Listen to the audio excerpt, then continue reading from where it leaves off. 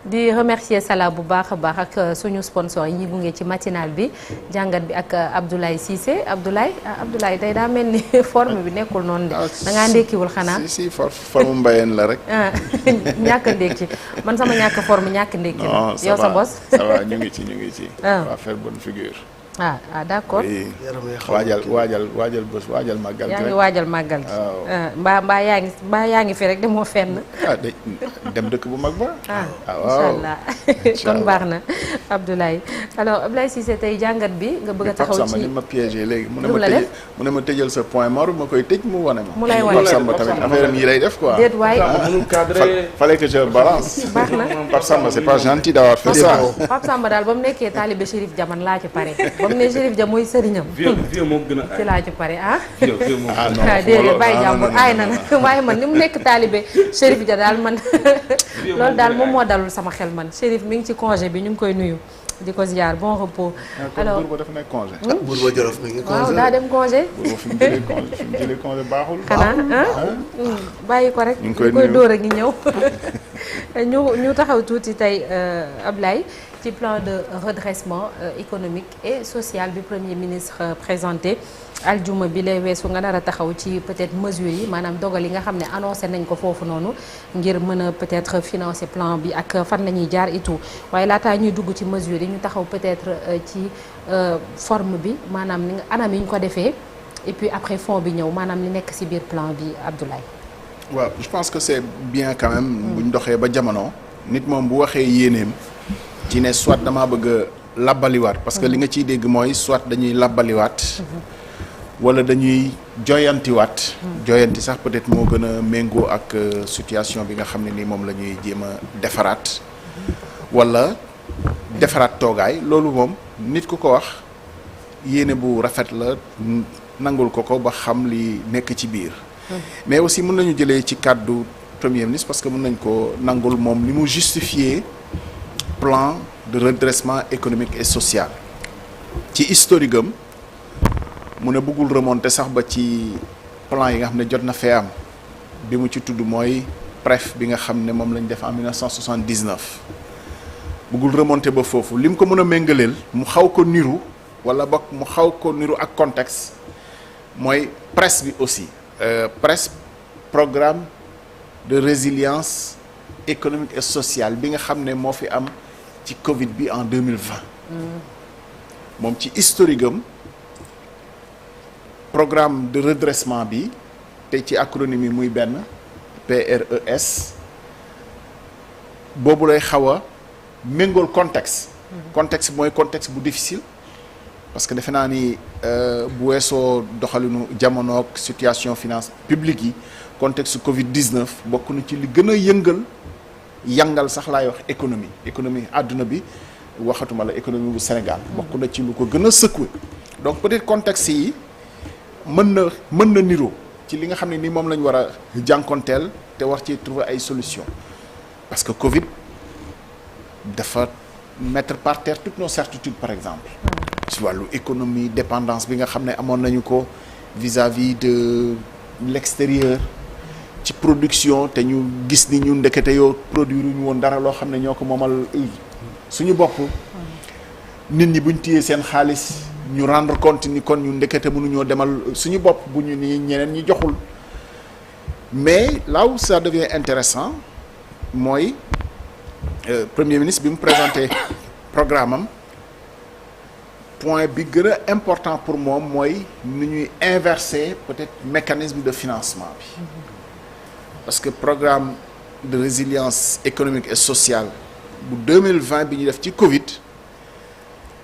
bu ngeen fàttalikoo daanaka lu ci bëri partenaires yi ñoo ko financé 80% wala lu ko jege partie bi gën a tuuti moom la ñu jëlee woon ci financement lu ñuy wax endogène ci voilà xaalis boo xam ne peut-être mën nañ ko mobiliser fii ci biir réew mi moo xam ay privé la moo xam ci mobilisation ressources état mu ne day inverser courbe boobu parce que courbe dépendance boobu vis-à-vis de l'étranger mooy li nga xam ne nii amul mujj pour économie réew mi lu ñu mën a dégg la aussi mais boo ko inversé ba pare évaluer li nga soxla un peu moins de 6 000 milliards nga évaluer fi nga ko war a mën a jëlee fii bu fekkee ni ci mobiliser ressource la ci biir réew mi nga xam ni xëy na dañuy faral di jàpp ni quand même xaalis mu ngi fii c'est vrai mais peut-être mobiliser ko nag c'est une toute autre affaire parce que bu dee xaalis la bu nit ñi yor ñu kaaw ko nga bëgg ñu génnee ko pour bu état soxlaa ñu dugal ko ci lu gàtt maanaam état di leb xaalis sur le marché sénégalais yi ne cotiser nañu mais cotiser bi du may état dugal nañ suñu xaalis ci lu état moom la wala muy secteur privé balaa ñuy xooli secteur privé international ñu xool secteur privé bu Sénégal ci ay niche yoo xam ne mën nañ fa investir balaa muy doon privé international mu doon privé sénégalais bi nga xam ne xëy na mu ngi ci ay secteur de rente li ñuy tudd lu gën a bëri ci rente mooy immobilier maanaam di jiw sa xaalis ci immobilier rek ci immobilier rek ci immobilier rek te am na secteur yoo xam ne nit ñi war nañ ci mën a jël risque parce que moo gën a mën a indi croissance boo xam ne nii dina gën a yaatu lu mel ni ki mbay mi xoolal mbay mi bi ñu tàmbalee wax ba léegi ni lii solution mooy amaale ay chambre froide lii solution mooy transformer bi ñu ko tàmbalee wax ba léegi lu jiitu régime bi sax bi ñu ko tàmbalee wax ba léegi ñan ñoo fi jot a jël seen xaalis bi nga xam ne ni kaaw nañu ko wala ñu nekk ci yeneen i secteur dugal ko ci par exemple industrie de transformation xëy na léegi tàmbale naa am quand même parce que léegi wax dëgg fa yàlla jus bu ne am na fi amul luy meññ ci réew mi léegi te transformé tuñ ko defuñu ko jus nga xam ne économie la parce que ay nit ñoo koy defar ay nit ñoo ci yem activité ba pare aussi léegi dañoo nekk sax à l'exportation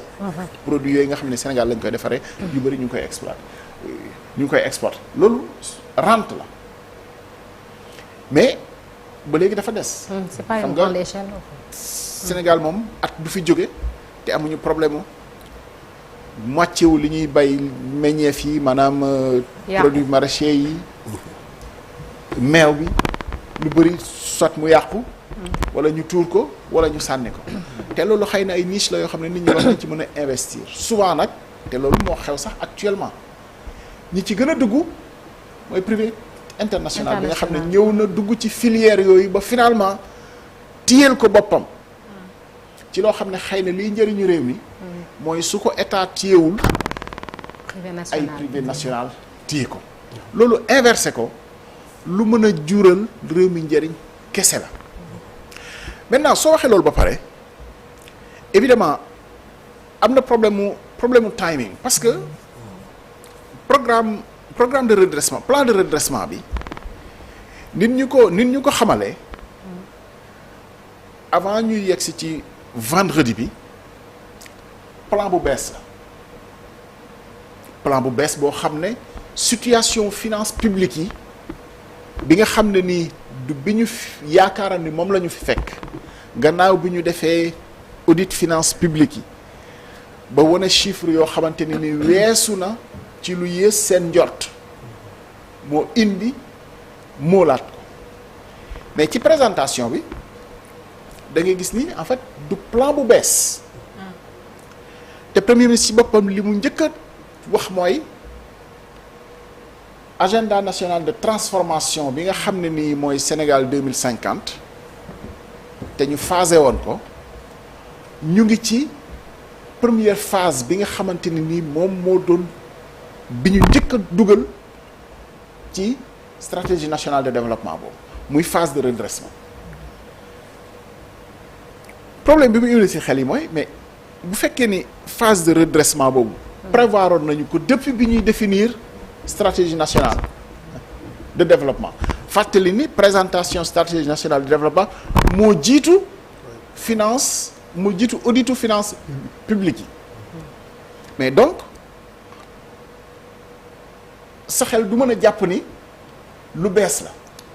te bu fekkee ni beesul kon lu tax prévoirul woon situation bi nga xam ne nii moom moo fi nekk ba tax ñu war ko présenter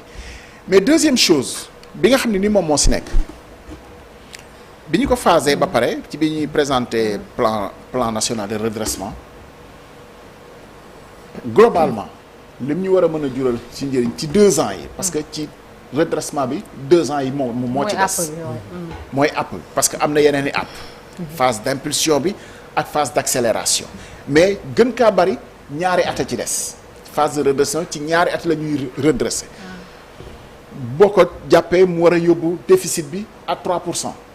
déficit boo xam ne ñoom ñu ngi ko fekkoon 12% te wax ni wàccee nañu ko tey ci 2025 à 7% ngënee la ngi ci objectif bi di yóbbu ko à 3% en corrélation ak ni ñuy mobiliser yeneen ressources yi ak surtout nu ñuy wàññee suñu dépendance vis-à-vis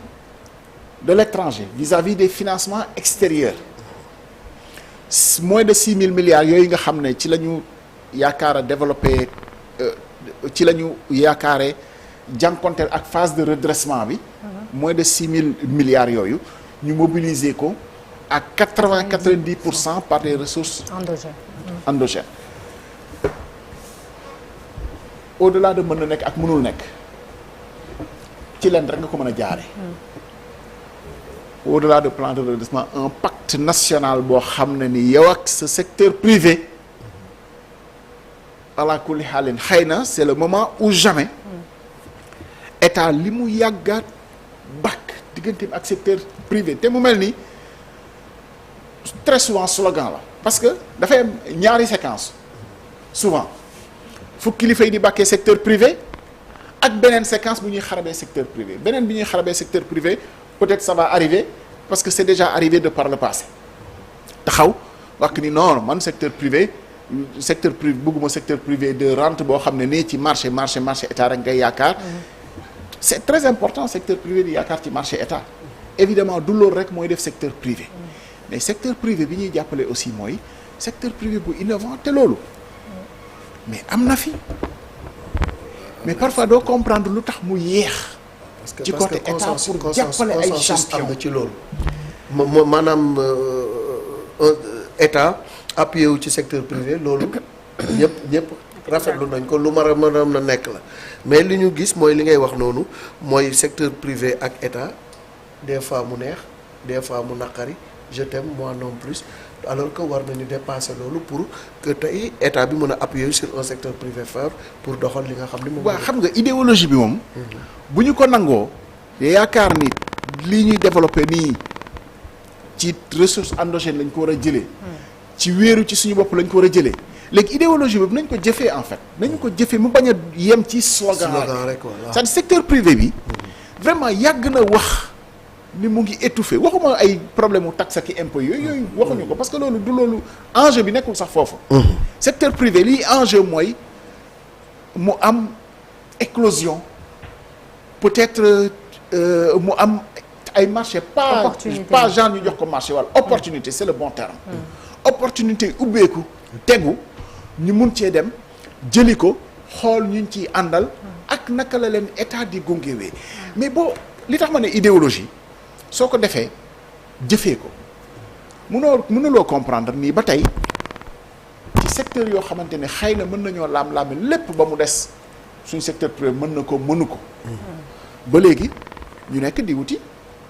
privé international pour tabax c'est-à-dire principe bi état bu demee idéologie bi ba pare moom mooy trouver les moyens pour appuyer son secteur privé pour que li ñeneen ñi mën ñu mënal ko suñu bopp mais mënoo ne dama leen di appuyer mais ci li nga xam ne ni man moom rek laay mën a attan du ngeen ma teg état cadre bi nga xam ne nii war na koo mën a teg war naa mën a tax même buy metti pour mu accompagner son secteur privé ci secteur yoo xamante ne nii mën nañu ko parce que wax dëgg fa yàlla bu dee tabax kese la boo ci wutee ñeneen ñi defal la ko waxuma la secteur yu gën a compliqué c'est comme sur l'agriculture par exemple am na noo xam ne nag mën nañ ko taxawee wax dëgg fa yàlla du ñu soxla jéggaani koo xam ne day ñëw indi léppam di bay fii di développer ci loo xam ne sax souvent produit ba nga xam ne ni moom la fiy développer du pour suñu économie du pour suñu consommation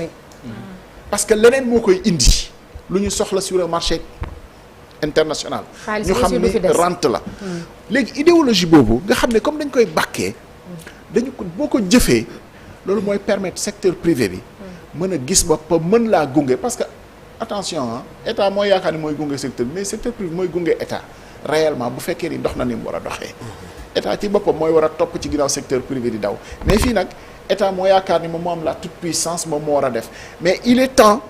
que xëy na li ñuy bàkkoo ñu def ko une bonne fois pour toutes et que ñu bañ a nekkati ci situation boo xam ne xëy na bi yoon premier ministre bàkk na secteur privé mais du ñàkk balaa yàgg mu taxaw aussi xarab secteur privé parce que séquence yooyu moom daf fi jaaraat fi ba finalement da ngay kersoloo sax secteur privé bi ñoom it finalement dañuy toog yàpp ni ñii bëgguñ ñëw dimbale donc nañ jàll ci lenn mais peut-être c'est le moment où jamais presque sànni tàcc la en fait parce que soo ratee phase de redressement bi nga xam ne nii moom nga wax plan bi mooy sànni tàccu waaw parce que phase de redressement bi nga xam ne nii moom moo lay jàllale ci phase d'impulsion bu ñu jëlee phasage bi nga xam ne moom la ñu teg mais redressement bi soo ko réussirul dans moins d'1 an et ça aussi c'est un autre problème jamonoy digitalisation bi toll na foo xam ne vraiment je pense que les gens qui font les présentations romb nañu fu ñuy di amee ay présentations comme celui qu'on a eu quand même vraiment c'était assez laborieux d'ailleurs ça n'a pas permis au Premier ministre de voir exactement phase d'impulsion bi fan lay commencer parce que slide bi ni ñu ko defee permettre ko mu xam fan la phase d'impulsion bi commencer ci biir redressement bi parce que effectivement xaarul ba phase de redressement bi jeex pour impulsion bi tàmbale tout comme phase d'accélération bi du xaar ba phase d'impulsion bi jeex mu tàmbale mais soo projeté slide te xamoo exactement fan lay tàmbale nga nekk sax di tâtonner ci milieu mandat bi la wala ci at bi di ñëw je pense que yooyu mën nañ ko améliorer ça c'est sur la forme mais li nga siy dégg rek mooy phase bi nga xam ne ni moom la ñu nekk redressement bi soo ko réussirul évidemment mënoo yóotu li ci topp d'accord te moo gën a important c'est le plus important d'ailleurs pour nga atteindre yeneen yi parce que déficit 3% boobu gis nga indicateur la de mënoo nag boo ko atteindreul bëgg atteindre peut-être li nga xam ne nii moom moo ci topp. d'accord moo tax ma ne sànni tàccu la te waruñu ko rater. d'accord laay ñu gis ne peut-être ci catalogue yu mesures yi am na ci yenn ci yoo xamante ni donc mën nañ cee am xel ñaar lu ci mel ni wàllug visa yi sànq yaa ngi koy wax ñeen ci ñëw ci réew mi wàllu réciprocité ak itam li nga xam ne moom moo di parc automobile bi lan moom moo tax. waaw xam nga ñun li manqué mooy souvent un débat national peut-être débat inclusif si yenn sujets yi professeur Ali Mbaye bi muy nekk recteur dafa mës a def benn interview une très belle interview sur je pense c'était sur le secteur informel mais mu waxoon ci lu am solo c'était presque une analyse science politique di wax ni suñu erreur fii Afrique souvent ci Afrique lay amee njiit yi dañuy yaakaar ni posture expert la ñu war a nekk sax ñoom ñooy war a wax li ñu war a def ak naka lañ ko war a defee alors que njiit bi moom dafa war a wax bëgg-bëggam après bàyyi experts yi ñu xoolal ko naka la ñuy defee loolu faisabilité mais bu fekkee ne njiit bi moom moo yaakaar ni moom mooy expert bi yéene bi nga xam ne nii am na ko bu bëggee moom wax naka lañ koy defee loolu moo koy dugal ci erreur te effectivement suñu dirigeant yu bari dañu yaakaar ni ñoom ñooy expert bi ci li nga xam ne nii moom la ñu bëgg xoolal par exemple au-delà de plan de redressement bi démb par exemple premier ministre bi nga xam ne ñu ngi koy présenter agenda transformation du secteur public premier ministre def na diagnostic boo xam ne réflexion la waroon doon mais presque sentence la joxe ci bi muy évoquer la ñu leen jàngal ñoom école c'est-à-dire ci lan moo tax fonctionnaire ni ñu ko móolee lan moo tax ñu nekk ci situation yi nga xam ne ni moom lañ nekk nii mënoon na nekk une réflexion boo xam ne da koy ubbi ci débat mais moom sentence la joxe sentence bi mooy moom jàpp na ni na nga xam ne noonu la ñu móolee fonctionnaire ni ñu leen jàngalee école te loolu rendre hommage sax wax dëgg fa yàlla ñi nga xam ne ñoo téye école boobu quoi qu'on puisse dire ci école boobu école bu mag la maintenant réformer ko réflexion la bu sentence bi warul a juddoo rek ci ab jotaay mu wax xalaatam bi mooy mu ubbi réflexion bi après experts yi nga xam ne ñoom ñoo ko séq li Sénégal formé ci li gën a mag ci fonctionnaire ci administrateur foofu lañ jógee ñooñu boo leen dénkee réflexion wax leen ni man lii mooy sama objectif parce que objectif bi yow autorité politique bi yow yaa koy am wax ni man lii laa bëgg ëllëg ñu moolaat beneen type de sénégalais naka lañ ciy demee bu fekkee ni formation bi moo adapté wul voilà loolu laa bëgg ngeen changer ma ko mais yow soo waxee ni ñu koy defee da nga fermer débat bi te ci yooyu lu tax ma joxe exemple boobu ba pare c'est comme une ritournelle en fait le truc sur les visas il y a deux façons de faire soit tu dis oui damay appliquer réciprocité c'est bien loolu kenn bañu ko lu la ni teg nga teg ko mais xam nga booy diiranteeg mbagg da ngay diiranteeg mbagg aussi ak koo tollool doole ak xëy na lu ci sa objectif yow ni ngay jëflanteeg nit fexeel ba mu amal la njëriñ bi mooy lan nan laay tirer profit ci li nga xam ne mooy luy dugg Sénégal et ça nous ramène la problématique du tourisme li tax ma ne duñ ci débat waroon ngaa mën a am un ministre du tourisme boo xam ne moom il aura le parti pris de défendre li nga xam ne mooy secteur am beneen ministre des finances wala leneen défendre li nga xam ne la ñu fay jëlee moom lay yokk ñu teg ko ci penc mi waxtaanee ko débattre ci épuiser ko mais question yooyu duñu ko épuiser jamais dañu koy poser rek muy ay un principe boo xam ne l'autorité moom lay joxe ko comme sentence ñu def ko mu jeex alors que ku ne xam na ni problème mu restaurer ay visa mais dafa romb problème mu souveraineté dafa romb problème mu li ngeen ma teg moom laa leen di teg dafa romb parce que ba ci suñu environnement pays yi nga xam ne moom lañ séqal bokk ak ñoom environnement nuroog ñoom bu fekkee ni dans le même temps ñoom ñu ngi ñafe pour jël ñun li nga xam ne nii ñu ngi koy bàyyi dans 5 ans 10 ans da ngay xool kan mooy ëppale lu mu def ci économie ci wàllu tourisme te yooyu yëpp nag bu ñu ko liyeewul day indi erreur c'est la même chose xoolal l'autre débat qui revient sur les voitures man nag wax dëgg fa yàlla c'est mon parti pris écolo durable non wax dëgg réew mi war naa weesu fu ñu naan waa dañuy encourager évidemment ce débat-là on le connaît de dire que oui su oto yooyu ñëwul nit ñi duñ mën a am oto mais état bu demee ba xoolal exemple bi état bu demee ba di war a mën a signer une convention wala un accord ak un concessionnaire bu war a ñëw implanté wu fii pour usine de montage de véhicules donte marque boobu xëy na c'est pas la marque la plus populaire la plus répandue wala la plus accessible pour nit ñi encore que filière bi ñu jël du pour véhicules usagers utilitaires yi la ak camions yi mais ku def loolu war a mën a peut-être xool ak un concessionnaire automobile boo xam ne ni ci véhicule usager la comme nit ñi oto la ñu bëgg mais bu ñu ko fi monter non seulement on crée de la richesse ba pare on peut rendre plus accessible oto yu bees parce que loolu mooy njëriñ bi ëllëg oto yu màgget yi problématique bi mu indi ci wàllu santé publique am na loo xam ne on ne va pas réinventer la roue les gens sont malades à cause des particules fines à cause du diesel ñi ci romb ñu ngi ciy génn léegi waroon nangu ñooñu la ñuy génn ñu la koy indil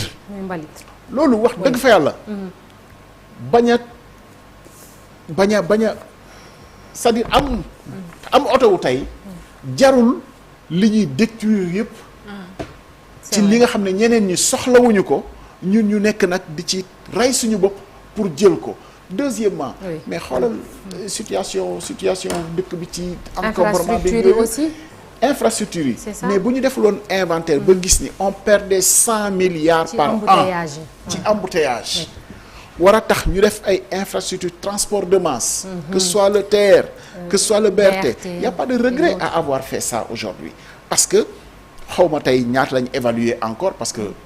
évidemment dëkk bi dafa teel a màgg waxoon nañ ni 100 milliards la ñuy perte tey xëy na wàññeeku na mais ni dëkk bi di màggee boo adapté waatul da ngay gis ni doo topp rythme bi loolu moo tax mesure vraiment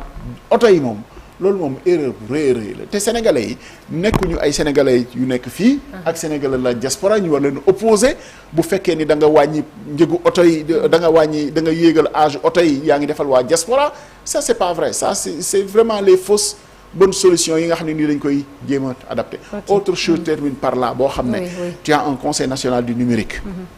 qui aurait pu porter le lead. du débat. sur sujet yi nga xam ne premier ministre évoqué na ko. nouvelle taxation yi. nouvelle taxation sur le numérique parce que adduna bi toll na foo xam ne tey. d'accord fintech yi pays yëpp ñu ngi fexe ba seen i start-up seen i licorne seen i entreprise yu mag yooyu. non seulement di gagner xaalis mais di amal seen dëkk yi njëriñ. yow bu fekkee nag da ngaa fermer. je pense que à un moment donné. problème lay indi te doo permettre seen croissance ñoom. oui mën nañu ko yemale foofu je pense. merci beaucoup Abdoulaye Cissé tu restes avec nous Abdoulaye pour l'invité Abdoulaye tu restes Abdoulaye reviens tu regagnes ta place ñu jàll ci invité bi. ci màggal gi